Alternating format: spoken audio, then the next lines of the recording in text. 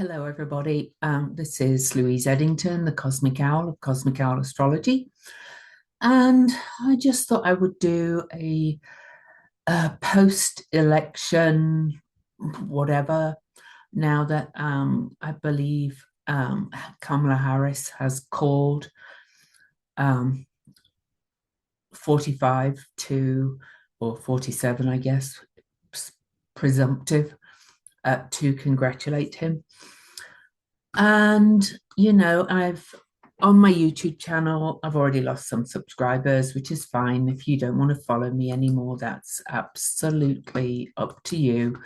I saw what I saw, and I still maintained that the odds were in her favor. But, astrology is not,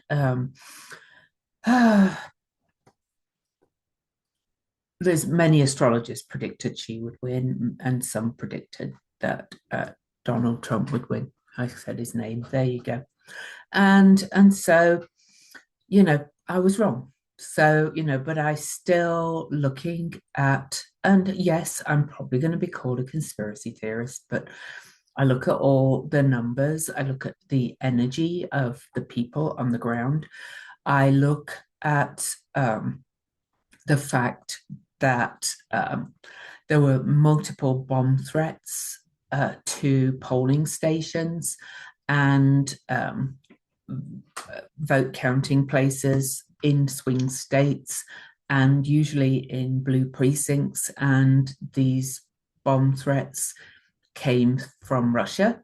Even Raffensperger said that, the Republican in Georgia. And they were all originating from Russia. And they slowed down the count, but also this meant that the polling stations were emptied out for a while. I also look at the fact that 45 had been telling people he didn't need their vote for ages, multiple times. I also look at the fact that Alexander Dugin, who is called Putin's brain, said, "So we have one that is decisive. The world will never, ever, will be never, ever like before. Globalists have lost their final combat. The future is finally open. I am really happy." I also look at the fact that all of Trump's Benny Johnsons and people like that, and all these people that have been saying Project 25 is 2025 is not real, and all those kind of things are now saying, yeah, that's the agenda. And just to give you some of the points in it: seize power within the federal government, implements a national backdoor ban on abortion without Congress, jail healthcare providers, pack the Supreme Court with MAGA extremists, end climate protections, gut clean energy programs, reinstate crippling student debt payments, replace non-partisan government employees with politically appointed Trump loyalists, pardon violent January the 6th criminal insurrectionists. I could go on, in fact, let me just kind of, share this if you want to take a screenshot. Some people, like you can see, are denying that it's not real, but there are now multiple kind of things saying, yes, it is real. But even if it's only half of it, what the heck? Anyway, yeah, Benny Johnson said, "It's my honor to inform you all that Project 2025 was real the whole time." Matt Walsh on Matt Walsh blog says, "Now the election is over, I think we can finally say that, yeah, actually Project 2025 is the agenda, LOL." And so on and so forth. They think it's really funny. But anyway, and if you are a 45 supporter, then and you keep coming here to gloat, I will read your, and be nasty, I will read your comments, then I'll delete them. I saw what I saw. So I do want to speak to that. I do want to speak to being wrong. Many astrologers were wrong. I still saw what I saw, that I still feel the astrology was more in her favor. I still think there could be turnarounds because Mercury is going retrograde soon, and that affects 45's chart a lot. I'll be looking in greater detail in that.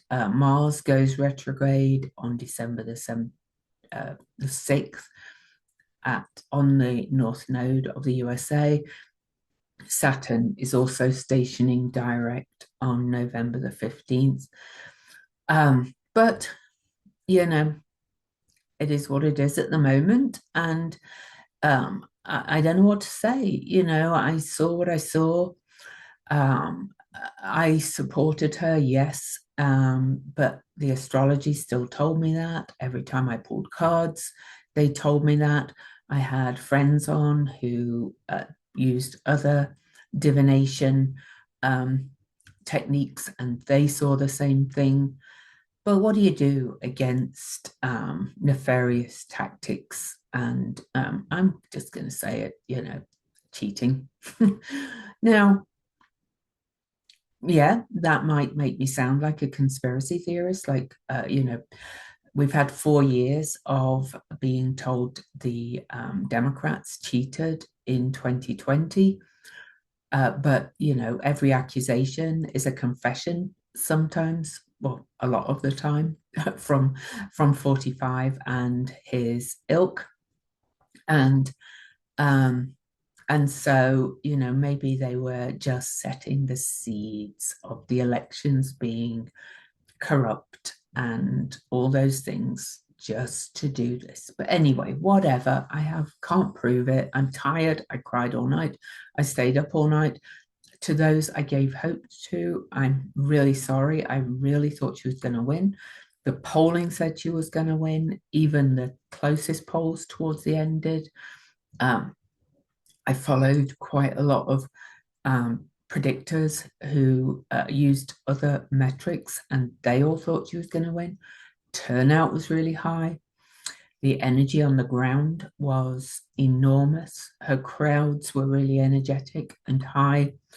Uh, I saw so many people who said, I've always voted Republican, I'm voting for Harris. What else can I say? I looked at all kinds of things and somehow they won. So I apologize. And I understand truly, I think, let me have a look. I think it's already gone down about 10 followers on my YouTube channel, whatever, I already said that, I was having a stab at it, sticking my neck out, saying what I saw. I'm not trained as a mundane astrologer, but even then, some of the best mundane astrologers who do that all the time. Mundane astrology is the astrology of events. Even some of those got it wrong too, and some very good ones that I know. So, mea culpa. What I am going to do is still look for the good and look for the positive. I still believe that we co create with the universe, and what we put out there is important.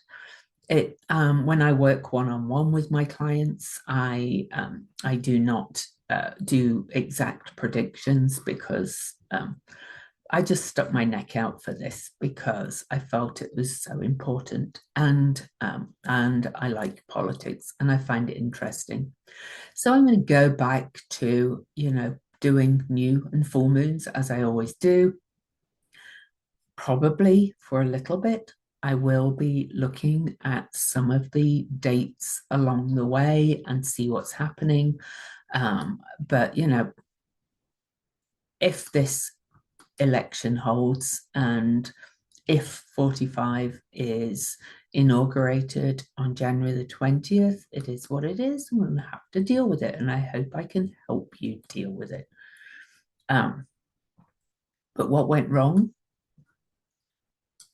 Prediction is an imperfect science. some astrologers won't even do it, won't even take a stab. And a lot did in this election because it was so important. But, I'm sorry to all the Black women, the 90 odd percent that voted for Harris. You are probably going to be the ones that suffer the most. I'm so, so sorry. I'm sorry to all my friends who are in marginalized groups and all their friends and all those in marginalized groups.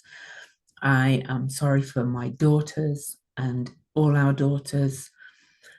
I think racism won in the end and misogyny, basically, but probably racism. So, on that note, I do want to quickly look at one chart. Um, and I'll admit I was wrong. But if it makes you feel good to gloat, come gloat, leave your comments, and then I'll read them and I'll delete them. I don't need you in my life. You voted for what's going to be horrible, and if you don't believe that he's going to do what he says he's going to do, well, I guess we'll wait and see, right? You wanted to live under, I guess, wanted to live under Russian kind of oligarchical, autocratic rule. So this is the Jamestown chart, and I'm kind of going back to it again, and I did do it once, because this, in my opinion, in many ways, could represent the very formation of the USA, right? The day that the first slaves were brought to shore in Jamestown, Virginia. And that kind of set the seal for this collective trauma before, they overthrew the British royalty, before we had the Constitution, before we had all these kind of things. This is really what the settlers, what the people who created the United States brought in. They brought in slavery. They brought in white nationalist power. They brought in women who were basically chattels. I grew who did not believe in individual human rights. I was brought up in a very I'm going to say conservative light family in the UK, but looking back, I remember my father saying there's no such thing as human rights, and I did not agree with him, but anyway, that was in England. But so here's where we are now with the Jamestown chart. And let me kind of go, maybe an hour ago, I think is about when I guess Paris conceded. Mars was on Leo, in Leo, having just left Venus and Nessus and opposed Pluto. Pluto opposing Nessus and Venus. Who are the targets for Project 2025 and all of this rhetoric that was at Madison Square Gardens and talking of deporting all these immigrants? And and that will include some who think they're going to be safe, I will tell you, or targeting women's rights that they don't believe in. Do you know women's rights? Okay, I kind of saw this as maybe outing it and us saying no more. I was wrong. It's a turning point of a real clamp down on it. Energetic, and this was embedded. Women and others, Venus in Cancer, mothers, mothering, birthing, women basically. The moon was in Capricorn with Pholus on it. This has just like taken the lid off this white supremacy kind of energy that is on the rise. The fascist, I'm going to call it what it is, the fascist. Maybe we have to go through it. Sorry if I'm rambling a little bit. I'm rather upset.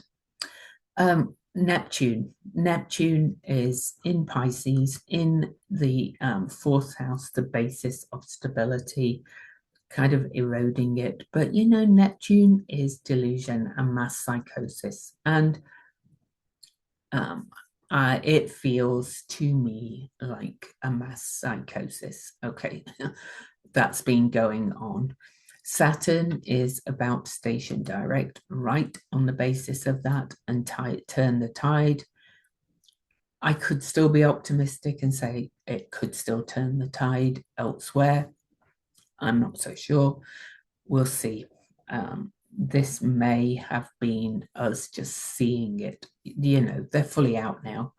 Hats off, caps off, face masks off. They're not hiding it anymore. It's all over Twitter if you want to go and see it. Um, and we get accused of hate, right? So anyway, first we have Saturn, and I'm going to do all these. So Saturn is going direct November the 15th down here at 12 degrees. I did already point out that this is square to the ascendant in the USA Sibley chart. So it's changing that. But so it's right at the bottom of the chart opposing this. So this is a tide turner in some way. But then we also have, Mercury. Mercury will be going retrograde on November the 25th, and that's on Black Moon Lilith. And at that time, that's an opposing Saturn. That feels like there's going to be a lot of anger and a lot of rage about this one, and demands to revisit things and so on. Whether they'll work or not, I do not know. So let me just go. December the 15th, Mercury will station direct over here as well. And that's square the Mercury in this Jamestown chart. There's going to be a lot of talk, probably a lot of finger pointing. I actually think it's just this collective energy. I'm not going to point fingers. Sure, some people think Harris should have done some things differently. Sure, we could go, all Trump voters are evil. I actually do not think they are, but that's how Hitler got to power. Some very good people voted for Hitler into power too, because their wounds and trauma, this being our collective epigenetic trauma in this chart, in my opinion, was triggered by the words. Uh, this person knew how to do it again, but he's a very damaged person too. Clearly, Vance is too. Everybody's trauma. We're at this collective trauma transformation. Pluto opposing Nessus on the election, revealing this collective ancestral trauma. All right. Mercury will station direct on December the 15th, which is 2 days before the states certify the election. So, we'll see what happens then. I'm not going to say there's going to be turnarounds. I'm just going to say it's going to be interesting because I can't deal with any of this anymore. I'm just going to go back to just being, do your self care and look after yourself because that's it, really. That's what you can do. Oh, incidentally, the Mercury Cazimi during the retrograde will be square to the ascendant, to the MCIC, the midheaven, the public face of this, and the IC, the inner face of this chart. That was back from 1619. Oh, but anyway, so Mars will station retrograde on December the 6th, 2024. It does oppose Pallas Athena, who is very much associated with justice, but we'll see. At that point, the moon will be in Aquarius on the USA Sibley chart moon by 3 degrees. But This one does not affect this chart quite as much, except that it's square to the Mars in Scorpio. Mars. It's a turning point in our collective trauma. What are we learning? But anyway, Mars will then turn direct February the 23rd after the inauguration, and that will be on Cariclo and Hygeia in the 8th house. Maybe there'll be some healing. I don't know. I'm so exhausted. I'm probably not making sense. If you see other things, please show me. Jupiter actually stations direct at 11 degrees Gemini, conjunct 7th house of politics in that Jamestown chart. Eris saying, oh no, we're not doing this. Okay, so we'll see. We'll see. I actually think this Jamestown chart for showing all this kind of epigenetic trauma in the USA is a really important chart. So there's possibilities. We'll see things so clearly that there'll be a way somehow to fight back legal challenges, or maybe a really healthy opposition will rise up that will make it really difficult to enact a lot of these plans. I don't know.